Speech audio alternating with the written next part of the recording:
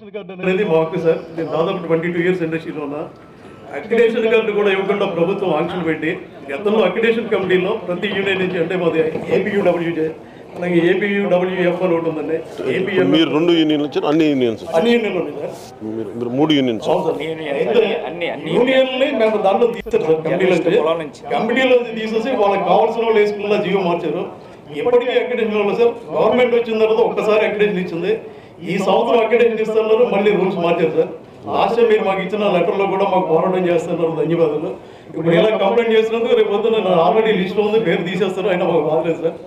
మా జర్నలిస్ట్ తరఫున మీరు హెల్ప్ చేస్తున్నారని అంటే సార్. లాస్ట్ టైం టీడీపీ గవర్నమెంట్లో ఉన్నప్పుడు పిలవగానే వచ్చాను. మొన్న కూడా మీరు లెటర్ ఇచ్చారు సార్, రోజు యాగంలో ఉన్నారు. ఓకే, జర్నలిస్ట్ మిత్రులకు కానీ అక్రిడేషన్ సంబంధించి టీడీపీ ప్రభుత్వం ఉన్నప్పుడు కూడా నా దృష్టికి తీసుకొస్తే వెంటనే దాని గురించి మాట్లాడడం, ప్రభుత్వం స్పందించడం జరిగింది. అలాగే ముఖ్యంగా జర్నలిస్టులు ఈ ప్రభుత్వం పెడుతున్న ఇబ్బందులు కానీ, కేసులు కానీ, అక్రిడేషన్ సమస్యలు ఇవన్నీ దృష్టిలో ఉన్నాయి.